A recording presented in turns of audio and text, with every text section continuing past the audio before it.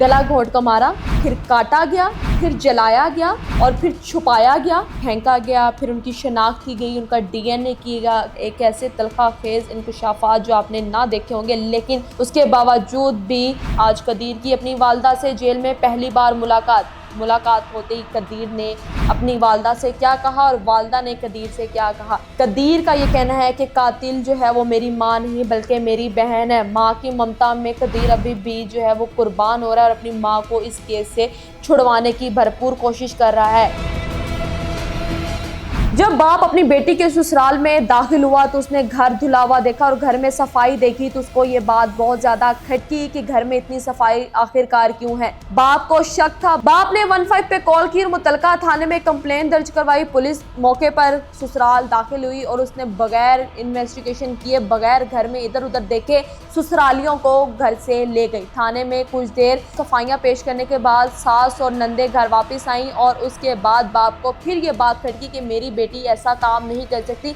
बाप दोबारा बेटी के ससुराल गया और फिर सास और नंदों से कहा कि मेरी बेटी मुझे बरामद करके दो और इस बात पे सास और नंदे आग बगोला हो गए। जब पुलिस उस घर में आई तो उस घर में ज़हरा के कमरे में ज़हरा के बॉडी पार्ट्स मतलब उसके बाजू, उसका सर अभी भी कमरे में मौजूद था और बगैर चेकिंग किए ससुरालियों को लेके जाया गया। लेकिन उसके बाद जब बाप ने कहा कि मुझे मेरी बेटी सीसीटीवी कैमरे में घर दाखिल होती नजर आ रही है, जाती हुई नहीं आ रही, मुझे मेरी बेटी घर से बाहर निकलते हुए दिखा दे, मैं यहाँ से चला जाऊंगा। लेकिन बाप था, बाप के दिल में ये डर था कि मेरी बेटी के साथ बहुत बड़ा जुल्म हो चुका है। ऐसा जुल्म जो कि हम लोग सुन रहे हैं तो हम लोग के रोंगटे खड़े हो रहे हैं, आंखों से आंसू निकल रहे हैं कि एक ऐसा कत्ल जो हमने ना कभी देखा ना कभी सुना और कि पूरी इंसानियत का कत्ल है। एक ऐसा कत्ल माशरे में माँ बेटियों के साथ, एक ऐसा जुल्म जो कि हम बर्दाश्त नहीं कर सकते।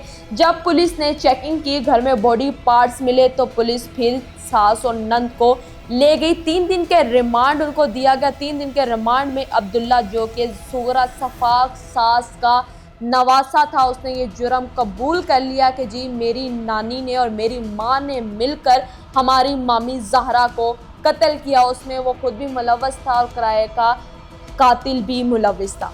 ज़हरा कदीर को मारने की पहले से प्लानिंग की गई। सियालकोट जाया गया, वहाँ से औजार लाए गए जो कि हम कुर्बानी के लिए यूज़ करते हैं, टोका वगैरह, कौन से चाकू से कौन सी हड्डी और कौन सा मांस जो है वो बेहतर तरीके से कट सकता है। तौबा अस्तगफिरुल्लाह अस्तगफिरुल्लाह, माफ़ करे, हम लोगों को माफ़ करे। हम जब ये सुनते हैं तो हम लोगों के जो कहते हैं कि अल्फाज जो है ना उनका चुनाव करना मुश्किल हो गया कि हम क्या अल्फाज यूज़ करें। जिस तरह हम ईद उल अज़हा पे जानवरों की कुर्बानी करते हैं, इस तरह एक सफाक सास और नंद ने एक बहू, एक औरत का कत्ल किया। उसके हाथ काटे गए, गर्दन काटी गई, उसको जलाया गया और बॉडी पार्ट्स को अलहदा किया गया और इस कदर जलाया गया। सिलेंडर जो है सास बाहर कहीं लेकर गई, बाहर उन चीज़ों को जलाया गया हाथों को कि कल को कहीं अगर लाश मिल जाती है तो उसकी शनाख्त करना मुश्किल हो सके।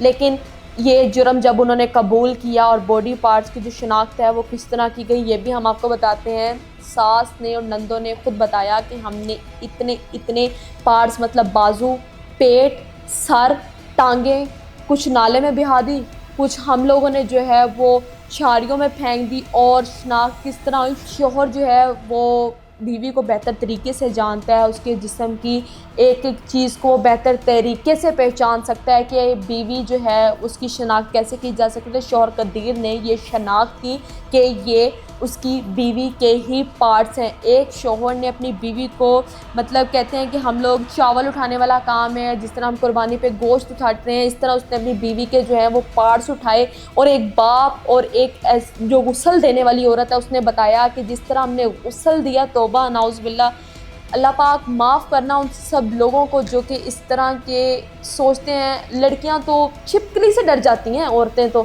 कुर्बानी का गोश्त समेटते हुए वो लोग डर जाती हैं और एक औरत को इस तरह समेटा गया जिस तरह हम कुर्बानी का गोश्त समेटते हैं। ये चीज़ जो है पूरी दुनिया में बहुत खौफ व हरास फैला चुकी है। इस तरह का जुल्म हम पर, आप पर, हमारे आने वाली नस्ल पर ये जुल्म है। इस औरत की आखिरत आखिरकार क्या होगी? एक मैं कहती हूँ ये औरत नहीं थी, ये जल्लाद थी, जिन थी, डायन थी, जिसने ये सब करने का भी सोचा। उसके बाद फिर नई नई तफसीलात 10 नवंबर से लेके आज अगर हम बात करें तो 21 नवंबर है। 21 नवंबर तक 11 दिन में क्या क्या अपडेट्स आपके सामने आई, ये सब तो आप जानते ही हैं। इतना सब हो जाने के बाद भी सुगरा सफाक औरत के चेहरे पर जरा भी नदामत नहीं कि उसने इतना बड़ा जुर्म कर लिया। उसने इतराफ़ अपने बेटे के सामने भी किया कि मैंने ये कत्ल किया है, लेकिन बेटे का मानने से इनकार। देखते हैं कि अब आखिरकार नई अपडेट्स क्या निकलती हैं और ये केस जो है क्या नया रुख अख्तियार करता है। क्या आखिरकार कदीर अपनी वालदा को माफ़ कर देगा या अपनी बीवी को इंसाफ दिलवाएगा, ये आपने हमें लाजमी बताना है। मिलते हैं अगले व्लॉग में, तब तक के लिए मुझे दें इजाज़त। हमारे चैनल को सब्सक्राइब कर लें ताकि सच्ची और हकीकी खबरें आप तक बर वक्त पहुँचती रहें। अल्लाह हाफ़िज़।